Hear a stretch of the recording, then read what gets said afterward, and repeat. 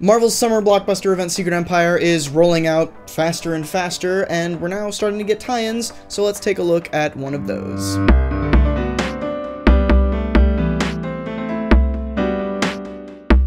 Hello and welcome to the show with reviews. I'm Auram, and today we're just going to be talking about comics again. Kind of a return to form. We're not doing anything special this time. No, like, movies. No special arrangements of the comics together. We're just going to talk about 3 comic books, starting with Secret Empire Uprising #1. So let's get into it. Alright, so first up is Secret Empire Uprising #1, and this was really well done. This is, in my opinion, how a tie-in to a big, crazy blockbuster event should be done. It's not interrupting anybody's story, it's not like needless or unnecessary in any way. It's just expanding on something that was introduced in the main book and is a nice standalone story. I've already recorded this, but I'm doing an Auram's forum in a couple weeks about that very thing, the importance of not having event books, which in that I talk about tie-ins and how Marvel does tie-ins and how comic books in general just do tie-ins and new events. But yeah, so look out for that, but we're not talking about that, we're talking about Uprising. So in this Secret Empire Uprising one-shot, #1, whatever you want to call it, there was a lot of fun. There was a lot going on here that just kind of helped expand on Natasha's idea of, or Black Widow's idea of having a new Red Room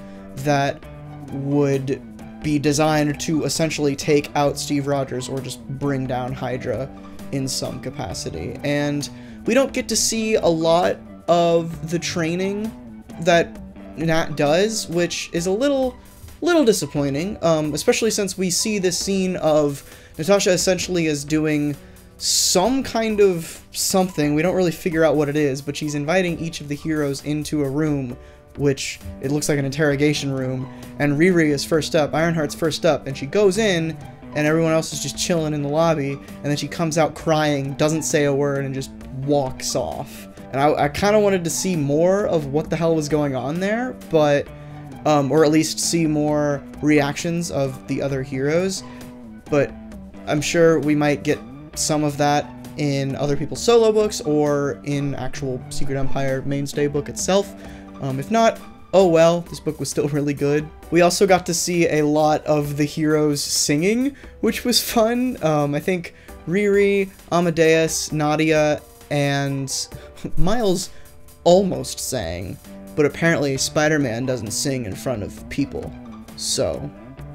But yeah, that was a lot of fun. Basically, the premise of the book is that they are infiltrating the choir, Hydra's, like, huge choir that apparently is going to raise Hydra-America morale, and that's why they were singing. So it was a lot of fun to see them kind of infiltrate Hydra and work together and deal with all the twists and turns that come their way, because of course there are. They're infiltrating Hydra. What do you expect? The freelancers do appear in this issue, which, for those of you who don't know, I kind of hate the freelancers. I feel like they're very uninspired and they don't add much to any story they're in. And that stands true here, but luckily they're not shown that much. They really didn't need to be in this issue at all, though. They just kind of show up and are like American Idol-ass judges on the people who are in the choir, so I don't really understand why they were put in here. Overall, this was just a really good self-contained tie-in. It's well worth your time, so check it out if you haven't already. Next up is Green Lanterns #24, which was another solid book. I don't know what to tell you. This series has consistently been just a really fun just romp with Jessica Cruz and Simon Baz. They're such a fun duo. Like, I don't have any experience reading Green Lantern comics outside of this book, but reading this book is just so much fun. Jessica Cruz has a lot of issues, and so does Simon Baz, and they're different, and the way that they're written is just a lot of fun and way interesting, and the stories that we've been being told through their perspectives is just, it's fun. I don't know. In one word, you see it on the cover of the trade paperback. It's fun. this story arc specifically has just, it's been great. Personally, I love, like, training, maybe not training montages, those are great too, but that's not what's happening here. Just, like, training up sequences with superheroes in general. We don't see a lot of them in superhero movies today because we're in the land of, like, constant sequels and shying away from origin stories because they've been seen so many times. But I will say, this story arc, which is essentially just Jessica Cruz being trained for the first time and Simon Baz being officially trained, it's been a whole ton of fun. You get to see Kyle Rayner challenging Simon's ability to actually create very interesting constructs and not just brute force punch his way through everything. You get to see Guy Gardner being a real hard ass against Jessica Cruz, and Jessica finally, like, fighting back and being like, hell yeah, willpower spiking once more. And that's a good time. I enjoy it. And of course, you also have the Volthoom / Rami storyline going on in the background that just provides intrigue for the rest of the series, I guess. It's that through line that you always should have in a long, ongoing series that's in the background of the actual story that you're telling, which a lot of ongoing series kind of miss out on that. And if you don't have a through line, it's really hard to keep people interested unless you're just really good at writing. So, quick tip, have a through line.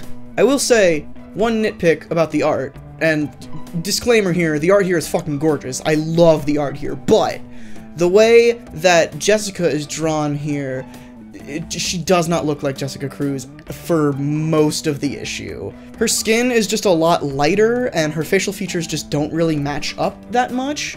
Again, towards the end of the issue, this kind of resolves itself, but in the beginning, like, even like the first drawing of her is wildly not her. She looks more like Cindy Moon's Silk as opposed to Jessica Cruz. It's real weird. I don't fully understand what's going on here, but it's fine. It's just a nitpick. Clearly, that is Jessica Cruz. She's just drawn a little bit not like Jessica Cruz. A new story arc is starting next issue, so if you're not reading this already, definitely jump on there, or, I mean, that's assuming you don't have time or money to go back and read the rest of the issues. But, yeah, if you're just looking for a jumping on point, new story arc starts next issue, so definitely check it out. This series is pure bliss. I love it. Well, I was gonna review Thanos number 7, but the batteries on one of my lights just died, and my audio recorder's about to die as well, and I have to record a podcast in like 20 minutes, so I just don't have time, guys. I'm sorry. Maybe I'll review Thanos. It was really good. Check it out. It's start of a new story arc where Thanos is, like, really sad. You feel for him. It's crazy. I'm sorry that I'm in the dark right now. It's a tragedy among men. That's all the reviews I have for you this week. I'm gonna wrap this up real quick before my everything bursts into flames, because of course. That's all. Thanks for watching. I'm really sorry about this. It's like I just ruined your night by being in the dark. Next time, I am the night.